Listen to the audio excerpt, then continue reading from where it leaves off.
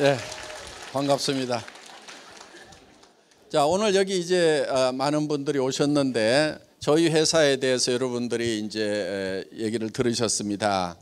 지금 주변에 소문이 어떻게 나고 있냐면은 정말 애터미처럼만 해라, 제발 애터미처럼만 해라 하는 얘기들이 이제 네트워크 마케팅을 관리 감독하는 그런 기관에서 정말 애터미처럼만 했으면 좋겠다 하는 그런 얘기들이 나옵니다. 그러면 이 회사는 잘 나가는데 그럼 여러분들은 어떻게 할 거냐 하는 거예요. 여러분들도 이 회사와 더불어서 다 성공자가 되어야 될 거다 하는 겁니다. 그러면은 성공자가 되려고 하면은 어떻게 해야 되는가 하는 거예요. 어떻게 해야 되는가 하는 거예요. 자, 많은 사람들이 되게 0세에서부터 시작을 해서 30세까지는 되게 공부를 합니다. 인생을 준비를 합니다. 30에서 한 60세까지는 대개 일들을 합니다. 그리고 60에서 90세까지는 노후를 보내게 된다 하는 겁니다. 그런데 요즘에 이 60세쯤 됐을 때 결산을 해봤더니 1%만이 성공자가 되었더라, 즉 부자가 되었더라 하는 거예요. 4%의 사람들은 경제 문제를 해결을 했는데 부자는 아니더라 하는 거예요. 그리고 나머지 10%의 사람들은 계속해서 하루 벌어서 하루 먹고 사는 일당벌이를 하고 있더라 하는 거예요. 15%의 사람들은 타계를 했더라 하는 거예요. 그런데 나머지 70%의 사람들은 일도 없고 돈도 없는 상태에서 노후를 맞이하게 되더라 하는 거예요. 자, 우리 주변을 보면은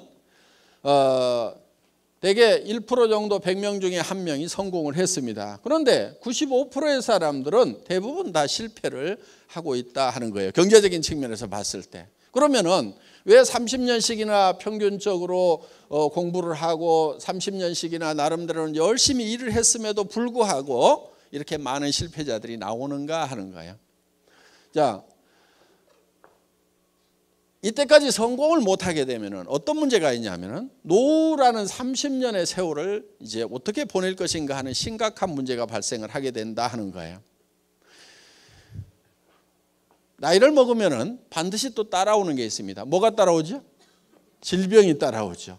질병이 따라와서 병들고 돈이 없으면은 정말 악몽 같은 세월이 될 수가 있다는 거예요. 그런데 요즘에 흉흉한 소문이 돕니다. 120세까지 살지도 모른다는 이런 소문이 슬슬 지금 나기 시작을 해요. 그러면은 무려 60년이라는 세월을 돈 없이 병든 상태에서 보내야 된다고 하면은 이거는 몹시 끔찍한 일이고 본인만 불행한 것이 아니고 주변 가족들까지도 다 불행해지는 그런 사태를 맞이하게 된다. 그런데 카네기라는 사람이 있습니다. 철강왕 카네기가 아주 가난한 집의 아이로 태어났는데 부자가 됐어요. 그리고 지금 카네기 재단을 만들어서 세계 곳곳에 온정의 손길을 지금도 펼치고 있습니다. 그 카네기라는 사람이 늙어서 자기가 인생을 이렇게 돌아보니까 자기가 우연히 성공자가 된 건지 아니면은 자기가 다시 가난한 집의 아이로 태어난다고 하더라도 다시 성공자가 될 수 있는지 곰곰이 생각을 해본 거예요. 생각을 해보니까 자기는 다시 가난한 집의 아이로 태어나더라도 틀림없이 성공자가 될 수가 있겠더라 하는 거예요. 그거를 10번을 반복한다고 그러더라도 자기는 10번을 다 성공할 수 있고 100번을 가난한 집의 아이로 태어나더라도 반드시 100번 다 부자가 되겠다는 확신이 있었던 거예요. 그러면은 다른 사람들은 왜 성공을 못하는가? 곰곰이 생각해 보니까 성공하는 방법을 모르더라 하는 거예요. 성공하는 방법, 성공의 법칙을 모르더라 하는 거예요. 그러니까 성공해도 법칙이 있다 하는 겁니다. 법칙이라는 것은 예를 들면 이런 게 법칙입니다. A 플러스 B는 C가 나온다. 그러면은 A하고 B만 플러스하면 항상 C가 나오면 이거를 법칙이라고 얘기를 한다 하는 거예요. 그러면은 자기는 A하고 B만 하면 항상 성공자가 될 수가 있는 요 법칙 공식을 알고 있다 하는 거예요. 그러면은 이 성공의 법칙이라는 것이 누가 어떻게 만든 거냐? 이거는 누가 만든 것이 아니고 원래 있는 거다 하는 거예요. 그래서 이런 것을 뭐라고 얘기하냐면은 정북향의 원리다 이렇게 얘기를 합니다. 정북향의 원리. 이건 스티븐 코비라는 사람이 쓴 말입니다. 성공하는 사람들의 7가지 습관을 썼던 스티븐 코비가 쓴 말인데, 정북향의 원리라고 하는 것은 북쪽이라는 것이 이미 정해져 있다. 법칙이라는 게 이미 정해져 있다. 그리고 이런 것을 뭐라고 그러냐면 자연법칙이라고도 얘기를 합니다. 그러니까 이미 정해져 있다 이거예요. 해는 동쪽에서 서쪽으로 지고 물은 높은 곳에서 낮은 곳으로 흐르게 되어 있다 하는 거예요. 이런 걸 또 농장의 법칙이라고도 얘기를 합니다. 농장의 법칙. 자, 농부가 농사를 지을 때는 자연 법칙에 따라 가지고 농사를 짓는다 하는 거예요. 자기 마음대로 농사를 짓는 게 아니고 반드시 농부는 자연 법칙에 맞춰서 농사를 짓는다 하는 거예요. 그럼 농부가 맨 먼저 하는 것이 무엇인가 하는 거예요. 어떤 사람들은 이렇게 얘기합니다. 씨앗을 준비한다. 또 어떤 사람은 아니다. 농토가 있어야 되니까 땅을 준비한다. 아니다. 어떤 사람은 씨앗도 사고 농토도 살려면 돈이 있어야 되니까 돈을 농자금부터 준비한다. 여러 가지 얘기를 하는데 실제로 농부가 맨 먼저 하는 것은 무엇을 얼마만큼 거둘 것인가. 이거를 맨 먼저 결정을 한다 이거예요. 머릿속에서 무엇을 얼마만큼 거둘 것인가를 먼저 결정을 한다 이거예요. 농부의 머릿속에 들어와 있지 않은 것이 갑자기 곡간으로 들어오는 일은 절대로 없다 하는 거예요. 반드시 농부의 머릿속에 고구마 2가마인지 땅콩 1가마인지 아니면 쌀 10가마인지 하는 것이 먼저 농부의 머릿속에 들어오고 나서, 그리고 거기에 맞춰서 일을 한 다음에 농부의 머릿속에 있던 것이 곡간으로 들어오도록 되어 있다 하는 거예요. 자, 이거를 이제 성공의 법칙이라고 하는데, 그러면은 우리가 성공을 하려고 하면은 먼저 우리 머릿속에 뭐가 들어와야 되냐 하는 거예요.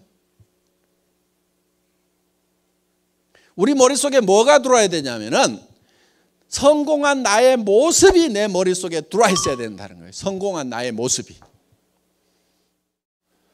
그러니까 내가 성공을 하느냐 못하느냐는 누구에게 달려있냐면 자기 머릿속에 자기가 자기를 어떻게 생각하느냐 하는 셀프 이미지를 어떻게 메이킹할 거냐 하는 데 달려있다 하는 거예요. 마치 농부가 머릿속에 쌀 10가마를 그려넣느냐, 땅콩 2가마를 그려넣느냐, 고구마 2가마를 그려넣느냐에 따라 가지고 가을에 거둬들이는 것이 달라지듯이 자기 머릿속에 자기의 삶을 어떻게 그려놓을 거냐 하는 것이 굉장히 중요하다 하는 겁니다. 내 머릿속에다 성공한 모습을 그려놓지 않으면은 절대 튀어나오질 않아요. 그러니까 오늘 내 삶이 내 마음에 안 든다. 그러면은 틀림없이 3년이나 5년 전에 마음에 안 드는 자기 모습만 머릿속에 그리고 있었다 하는 겁니다. 아니면 아무것도 그리고 있지 않았든지. 지금 여러분들이 머릿속에 이거를 그려넣지 않으면은, 성공한 여러분의 모습을 그려넣지 않으면은 3년 지나고 5년 지난 후에도 지금하고 똑같은 모습일 수밖에 없다는 거예요. 그렇기 때문에 내 삶을 바꾸려고 하면은 내가 어떤 방향으로 어떻게 바뀌었으면 좋겠는가 하는 것을 명확하게 머릿속에 생생하게 그려 넣는 것이 필요하다 하는 겁니다. 그러면은 어떤 모습으로 어떻게 그려 놓을 것인가 하는 거예요.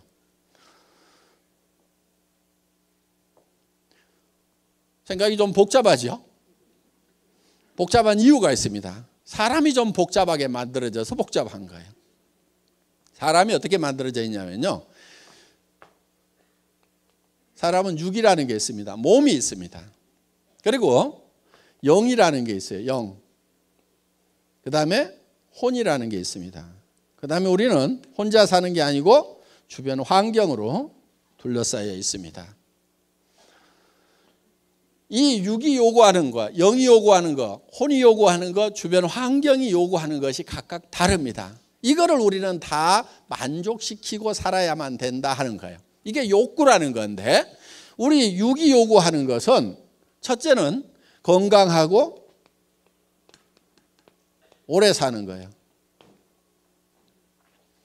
그리고 건강하고 오래 사는데 찢어지게 가난하면은 만족스럽지가 못하죠.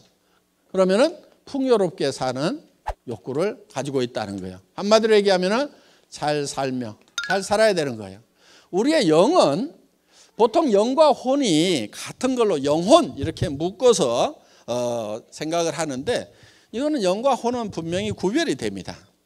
스피릿, 소울 구별이 되는데, 그럼 영은 뭐고 혼은 뭐냐 하는 거예요. 이 영은 동물하고 사람하고를 구별짓는 가장 중요한 포인트가 될 수가 있어요. 동물은 혼은 있는데 영이 없어요. 영은 예를 들면은 시간에 관한 개념이라든가,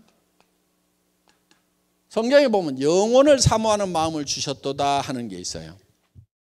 그래서 이 시간에 관한 개념, 영혼을 사모하는 마음이 있다 하는 거예요.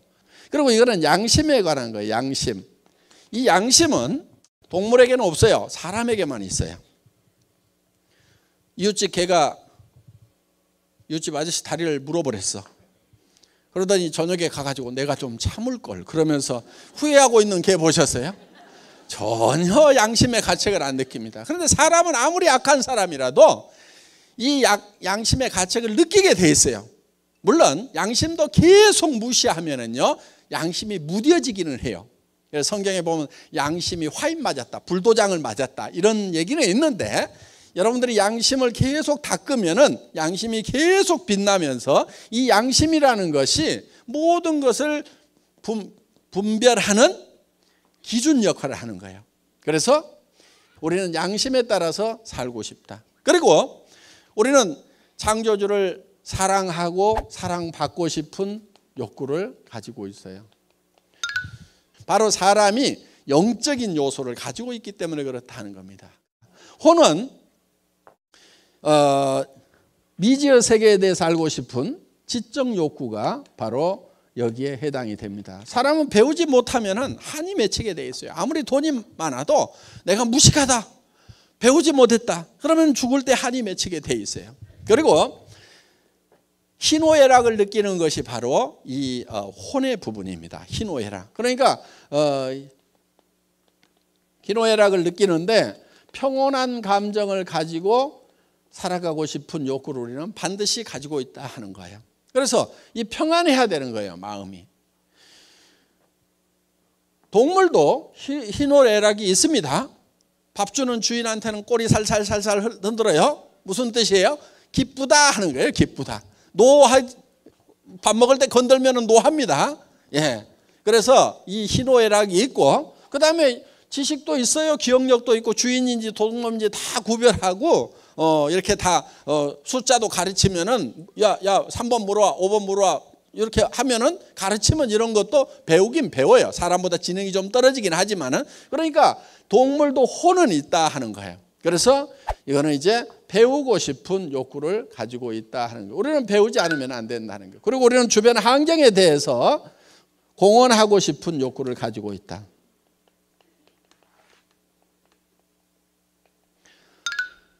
자, 이 네 가지를 우리는 골고루 만족시키지 않으면은 우리가 한이 맺히게 돼 있어요. 자, 우리는 뭔가 사회를 위해서, 남을 위해서 유익한 일을 하고 싶은 욕구를 가지고 있어요. 그래서 죽을 때 나는 남을 위해서는 참 아무짝에도 쓸모가 없었던 사람이다. 나라를 위해서도 쓸모있던 사람이 아니고 가족들을 위해서도 또 친구를 위해서도 아무짝에도 쓸모없는 사람이었다. 그러면은 죽을 때 한이 맺힐 수가 있다는 거예요. 쓸모있는 사람이 되고 싶은, 그건 바로 공헌하고 싶은 욕구를 가지고 있다 하는 겁니다. 그래서 이 네 가지 요소가 골고루 만족되는 삶을 살아가는 자기의 모습을 머릿속에다 그려 놓아야 된다 하는 거예요.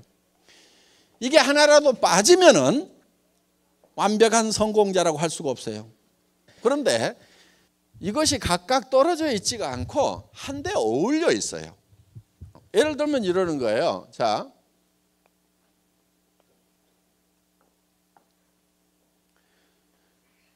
우리의 육이 있습니다. 육은 잘 살며, 영은 사랑하고, 그 다음에 혼은 배우고, 그 다음에 환경에 대해서는 공헌하는 삶. 그런데 우리가 잘 살아야 되는데 그냥 잘 산다고만 생각하면은 이게 별 의미가 없어요. 잘 살아서 뭐 할 건데 이렇게 되는 거예요. 그런데 우리가 잘 살아야 되는 이유는 사랑하는 사람이 있기 때문에 반드시 잘 살아야만 된다 하는 거예요.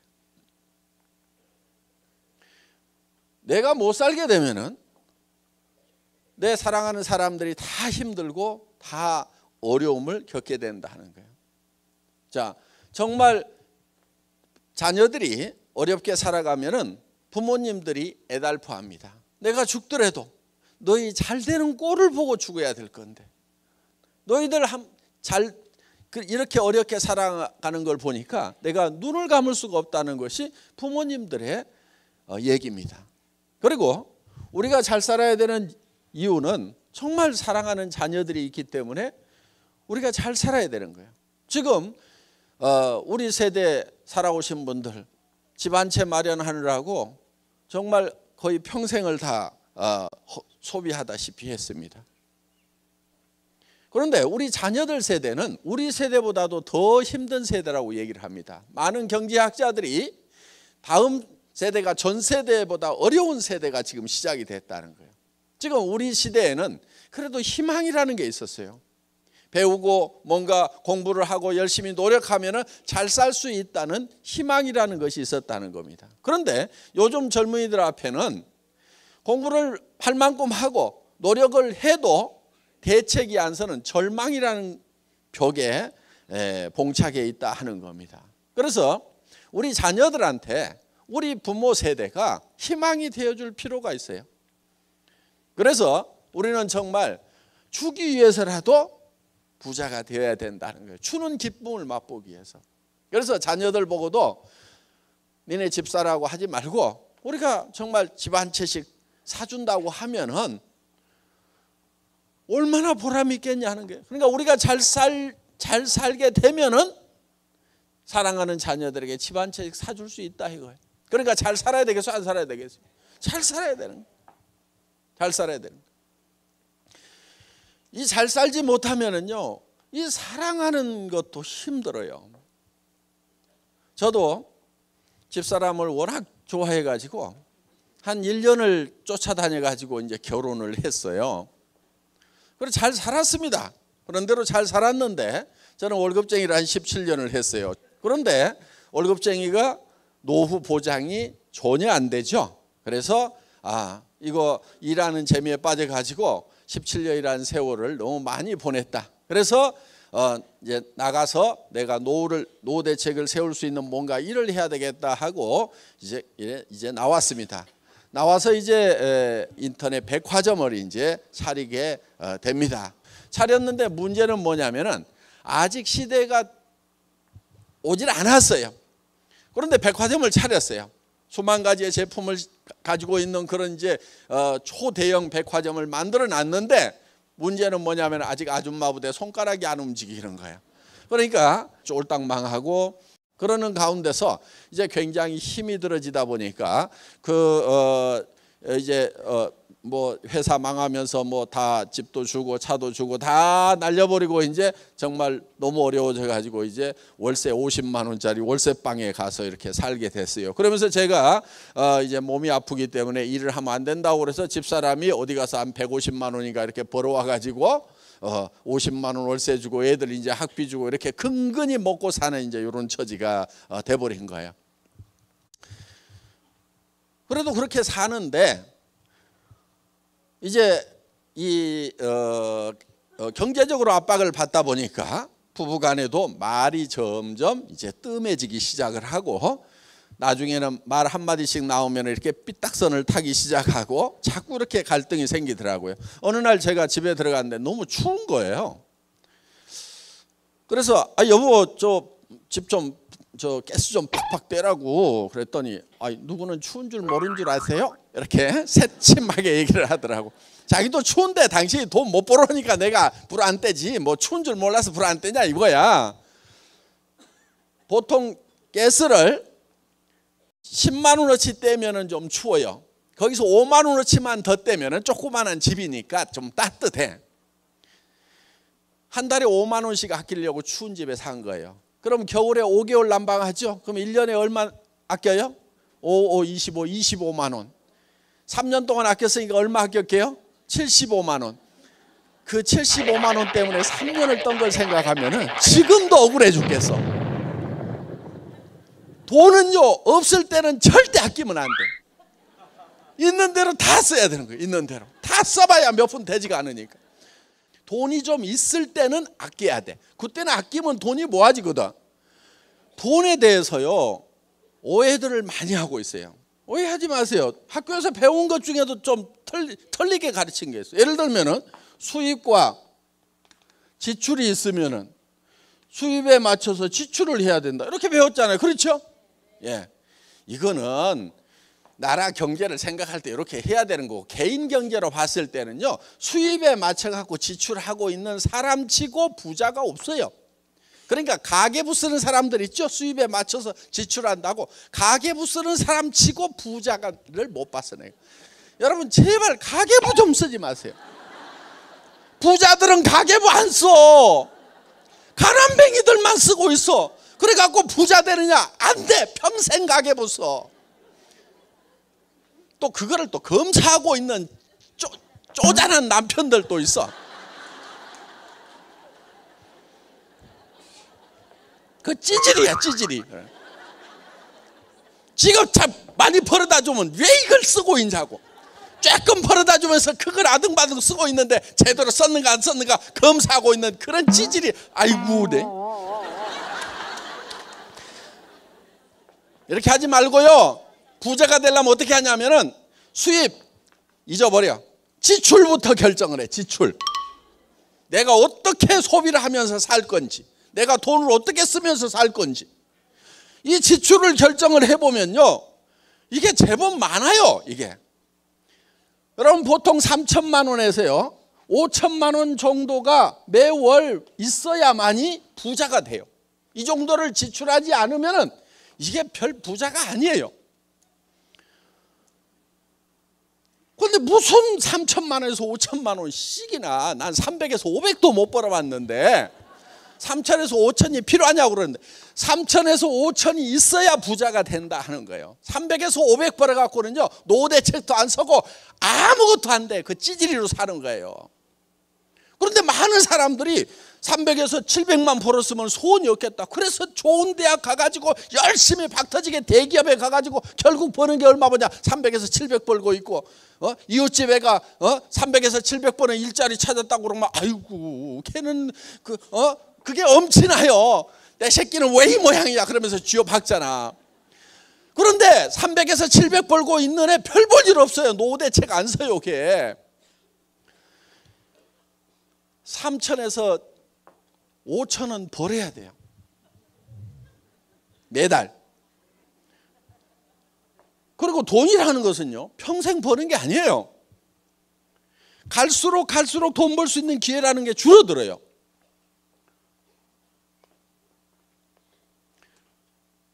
이 기회의 색이 이렇게 줄어드는 거예요.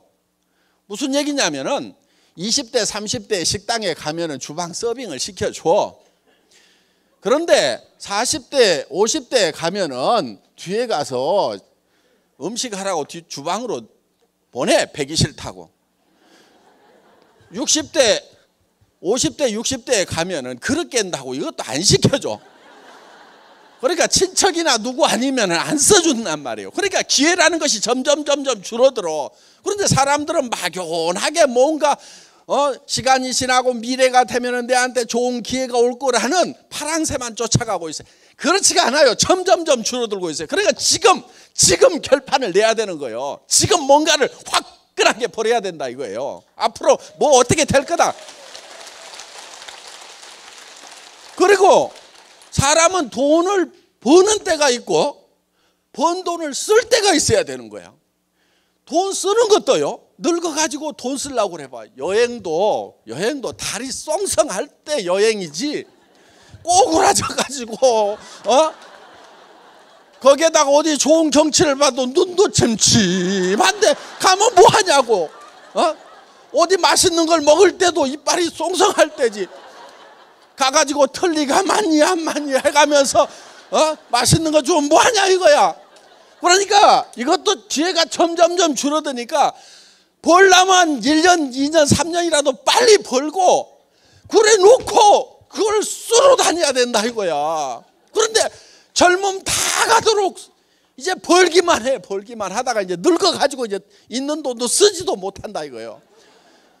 그러니까 벌 수 있는 시간이 그렇게 길면 안 되는 거예요. 3년에서 5년 안에 평생 쓸 돈을 다 벌거나 아니면은 평생 돈이 들어오도록 시스템을 만들어 놔야 돼. 3년에서 5년 해보고 안 되면 때려치우세요. 그거는 평생 해도 안 돼. 애터미 사업도 3년 5년 지났는데 안 되는 사람들 빨리 때려치우고 집에 가세요. 근데 반성을 한 가지는 해봐야 돼. 진짜로 했는가? 아니면은 발가락만 하나 걸치고 3년 5년 지나갔는가? 그거는 반성을 해야 돼. 근데 진짜로 했는데 양발 다 담그고 진짜로 뛰었는데도 3년에서 5년 했는데 안 됐다 그러면은 가세요 그냥. 그런데 진짜로 했냐 하는 거야. 여러분 돈이 3천에서 5천은 있어야 사람답게 살아요. 부모님한테도 제발 용돈 드리지 말고 생활비를 드리세요. 20만 원 30만 원 보내주고 무슨 애기들이에요.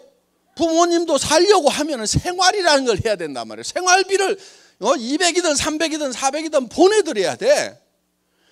그래야 뭘 사람답게 살 거 아니에요. 그리고 노인네들 치료비 더 많이 들어가요. 그러니까 우리가 뭔가 돈을 제대로 쓰기 위해서는, 사랑을 하기 위해서는 돈이 있어야 돼. 부자가 돼야 돼.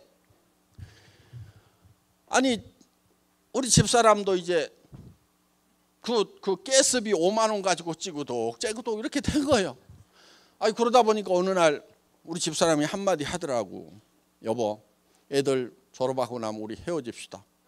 근데 우리 집사람은 또 하면 한다는 사람이거든요. 아이고, 그 말을 듣는 순간에 억장이 무너지는 거예요. 그래서요, 제가 방바닥에 쓰러져 가지고요, 우리 와이프 다리를 잡고요 엉엉 울었어요.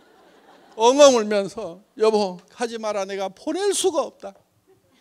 당신 지금 가면은 집도 없고 노후대책 자금도 없고, 여보 가더라도 내가 집도 사주고 노후대책 자금 마련해서 내가 통장에 넣어서 줄 때까지만 좀 참아주면 안 되냐고 다리를 잡고 엉엉 운 거예요.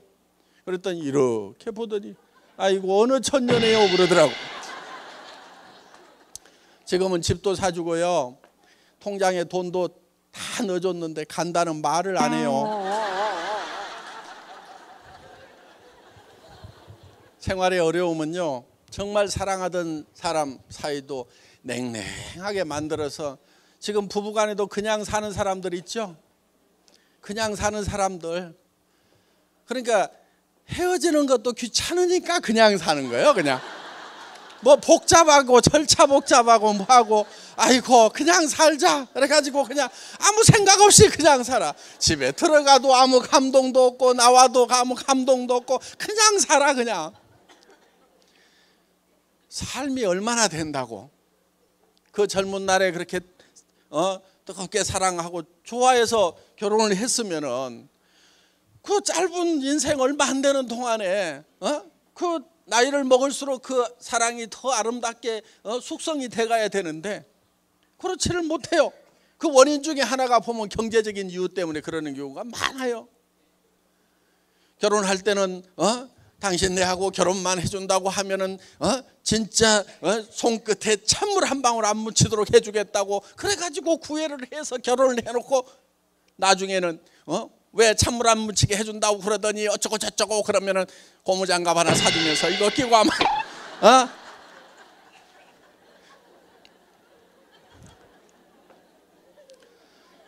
그러니까 사랑도 제대로 하려고 하면은 잘 살아야 된다는 거예요. 그래서 이게 다 이렇게 하나로 연결이 되어 있고 엉켜 있는 거예요. 우리는 벌어서요, 남 주려고 사실은 버는 거예요. 스스로 돈을 쓰는 것보다도요, 우리는 남한테 주었을 때 정말 행복하고 기쁨이 있어요. 지금까지 뭐 남 줄 돈이 없어가지고 뭐 그런 거 한 번도 못 느껴보신 분들, 앞으로 기대를 하십시오. 남 줄 때 기쁨이 굉장합니다. 그래서 성경에도 받는 자보다 주는 자가 복이 있도다 그랬어요. 그것이 진실이라는 것을, 진리라는 것을 줘보면 알아요. 그래서 우리는 가까운 데서부터 점점 넓혀서 줘야 돼요. 그리고 남을 도울 때 내가 부자가 다 된 다음에 여유 있으면 남에게 주겠다, 그러는 사람 치고 부자 된 다음에 돕는 사람이 거의 없어요. 언제부터 도와야 되냐면은 내가 어려울 때 나보다 더 어려운 사람을 도우면서 살아가야 된다 하는 거예요. 그러면은 나중에 부자가 됐을 때도 또 어려운 사람들을 도울 수가 있어요. 저희는 저희 회사에서도 주변에 이렇게 돕는 일들을 해왔어요, 사회적으로. 그래서 맨 처음에 회사가 어려울 때는 이웃의 학교에, 가장 가까운 학교에 애들 좀 불러가지고 한 달에 20만 원, 40만 원 주는 일부터 시작을 했어요. 할머니하고 둘이 사는 애가 있어. 그런데 그 할머니가 받는 보조금하고 뭐 이런 거 조금 받아가지고 사는데 그 20만 원도 그 집에는 큰 도움이 되더라고. 그래서 이제 이웃에 이렇게 도와주고, 그러면서 조금씩 금액도 넓혀 나가고, 어떻든 우리는 이제 주변에 이렇게 좀 도와야 될 일들이 많이 있습니다.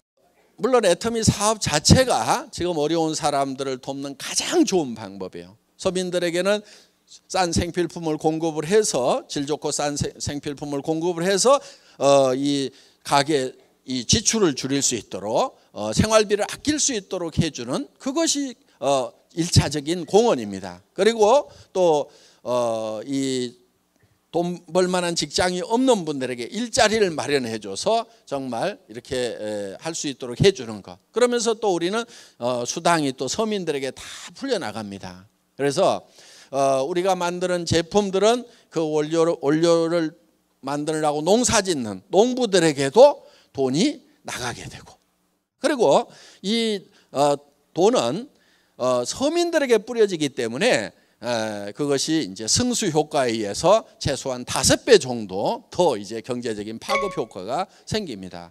자, 어떻든 우리는 정말 사랑하는 사람들이 있기 때문에 우리는 반드시 잘 살아야만 된다. 그래야 내 사랑하는 사람들이 같이 잘 살게 되고, 그리고요, 사람은 조금만 올라가게 되면은요, 점점점 용기라는 것이 생겨요.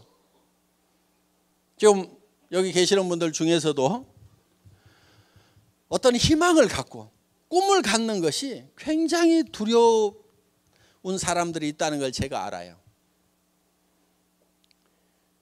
어떤 희망을 갖고 꿈을 갖는 그것을 두려워하고 있다는 걸 제가 알아요. 왜냐하면 저도 사실은 뭐 어렵지 않게 세상을 살았어요.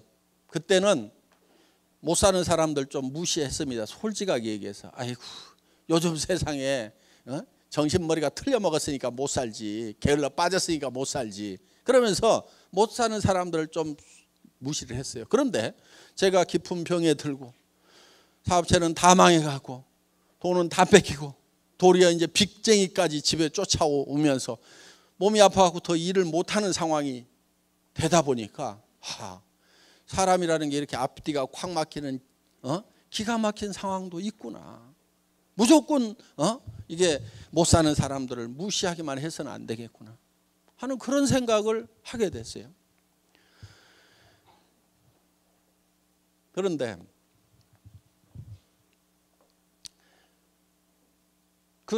그런 어려운 상황이 이렇게 되다 보니까 정말 희망을 갖는 것이 굉장히 두렵더라고요.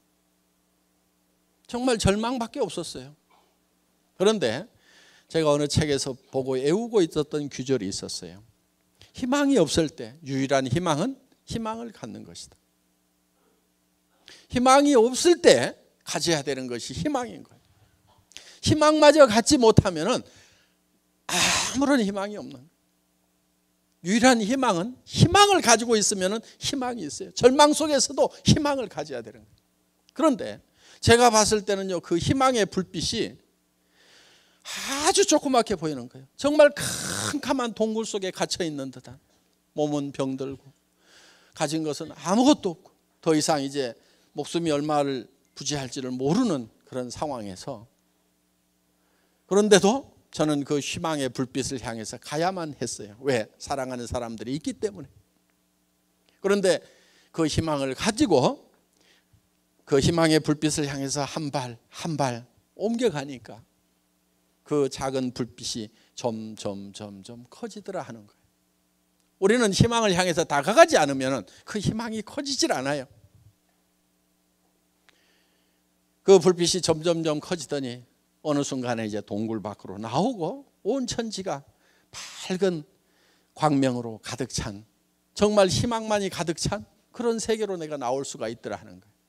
그래서 정말 절망의 깊은 동굴 속에 갇혔을 때는 정말 희망을 갖는 것도 얼마나 용기가 필요한 건지, 얼마나 두려운 건지.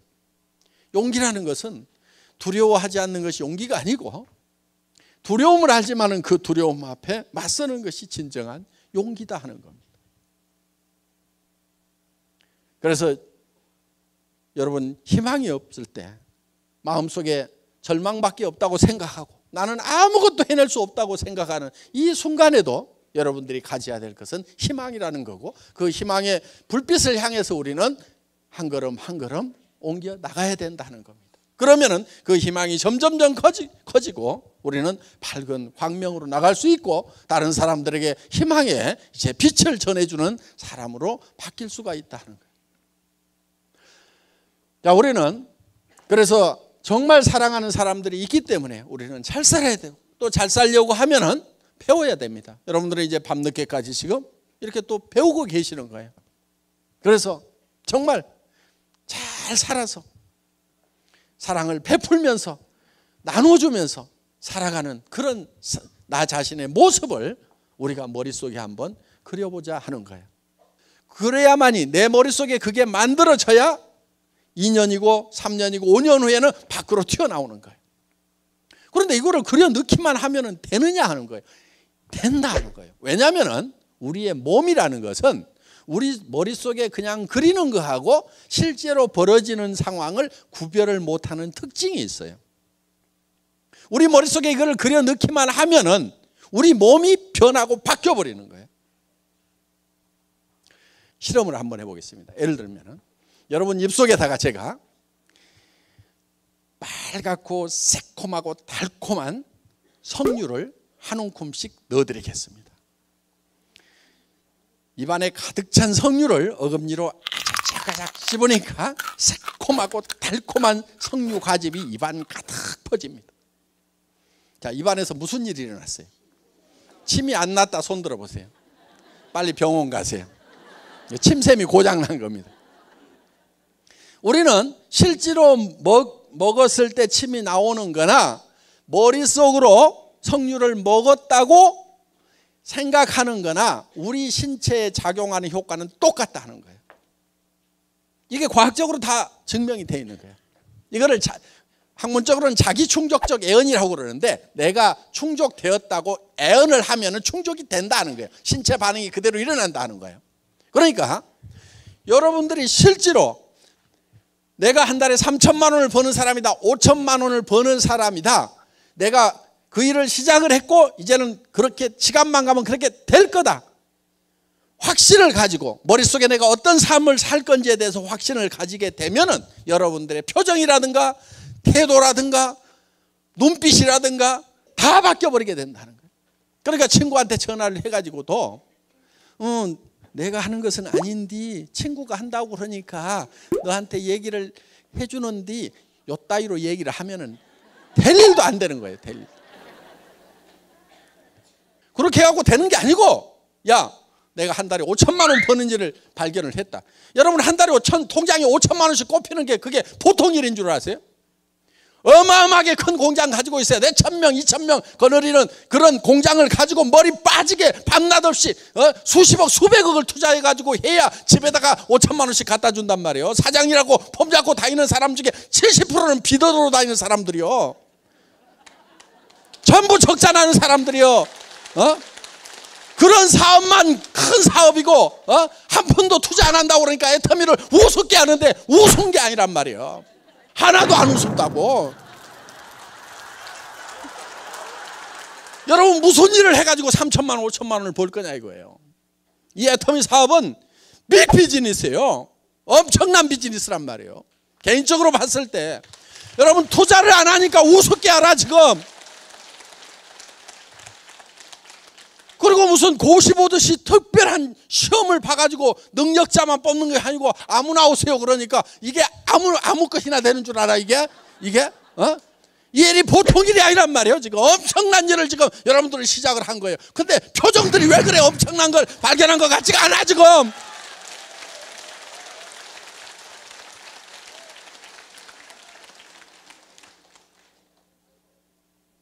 이 일은 대단한 일인 거예요. 그럼 친구한테 전화를 할 때도 야 빨리 와라. 뭔데 그러면 와가지고 들어 탁 이렇게 끊을 정도로 그 정도는 돼야 될 거란 말이에요 이게. 빨리 와봐. 너한테 먼저 얘기해 줄까 다른 친구한테 먼저 얘기해 줄까. 기가 막힌 일인데 그래도 내가 너를 아끼니까 빨리 와. 빨리 와. 시간 지체하지 말아라. 이 정도는 파워 있게 나가야 된단 말이에요. 근데 뭐 회원가입 하나만 해줘. 뭐 이게 무슨 뭘 꼭 부담을 주는 것도 아니고 하라는 것도 아니고 그냥 하나만 써줘. 이따위로 얘기하지 말란 말이에요. 이게 엄청난 일인데 너 지금 안 하면은 너 저 밑으로 갈래? 너 위에 있을래? 너 한 단계가 너 얼마나 차이 나는 줄 알아? 하면서 큰 소리를 빵빵 쳐가면서 해야 될 일이란 말이에요. 그게 여러분들이 진짜 3천만 원을 벌고 5천만 원을 버는 일이라고 믿으면은 그게 소리가 나오는 거예요. 그게 저는요 이 회사 시작하면서요 첫 세미나에 17명 모아놨어. 그 첫 세미나에서 제가 5시간 6시간 동안을 여러분들 크라운 마스터가 되면은 에쿠스를 한 대 주겠습니다. 그리고 돈을 3억을 주겠습니다. 그렇게 얘기를 했어요.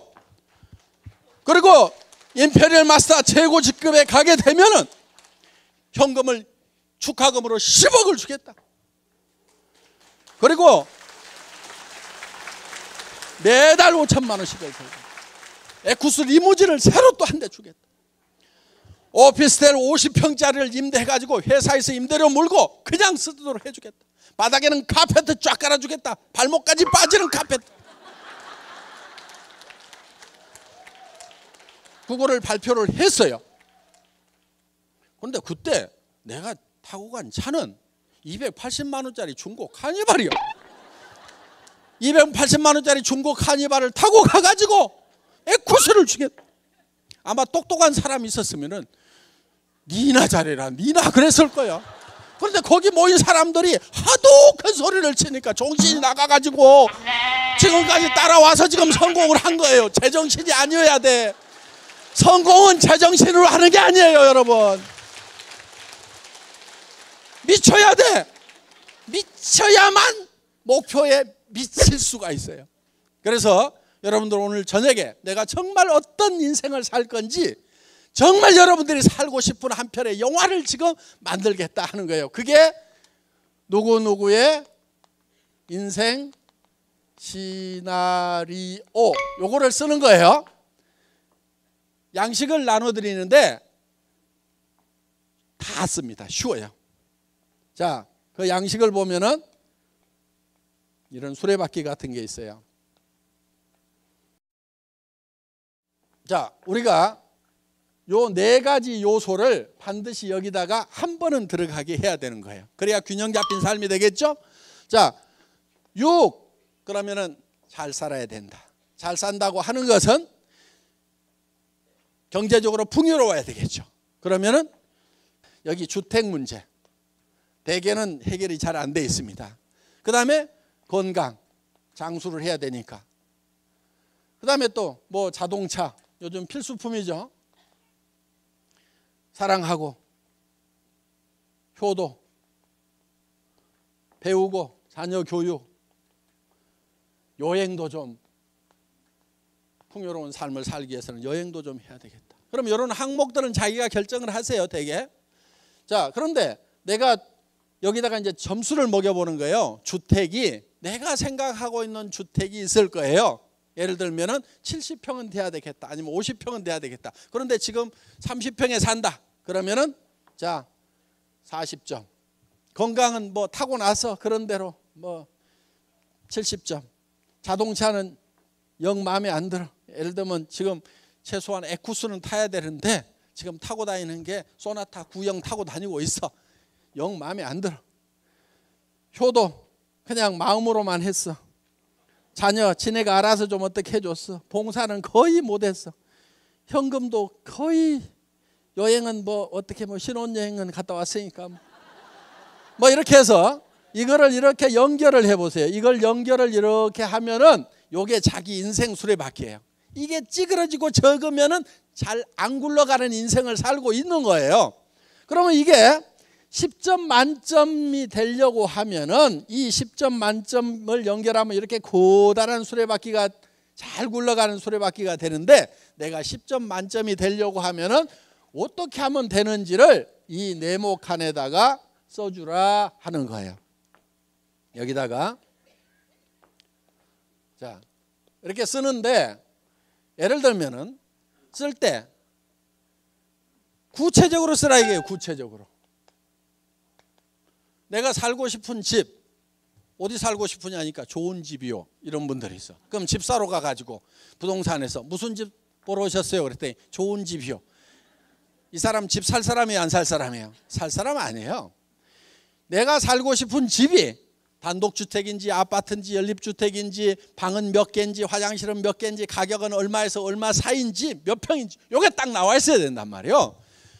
그럼 여기다가 그걸 적으라 이거예요. 그래서 구체적으로 적으라 이거예요. 그 다음에 가격을 적으라 이거예요. 가격을. 그게 얼마짜리인지.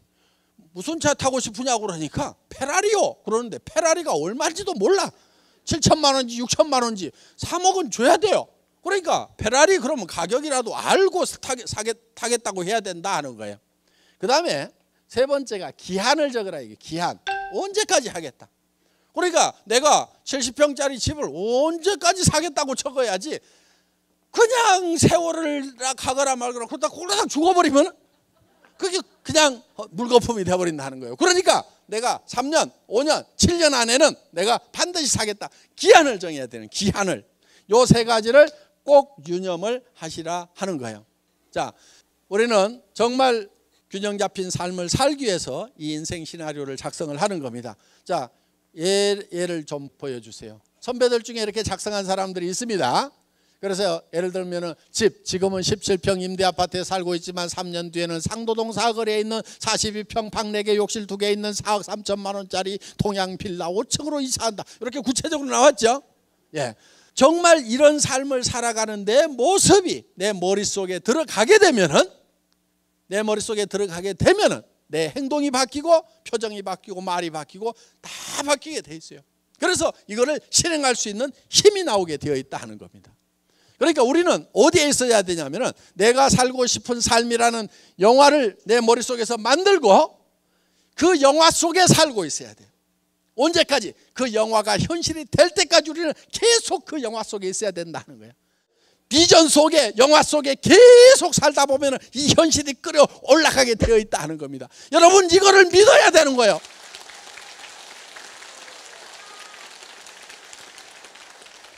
그래서 여러분들이 이거를 작성을 하시고 한 가지만 더 작성을 하시면 되는데, 1년 후에는 다이아몬드 마스터가 되겠다.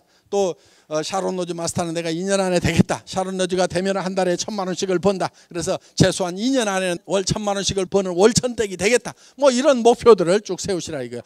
오늘 늦은 시간까지 수고 많으셨습니다. 강의 마치겠습니다.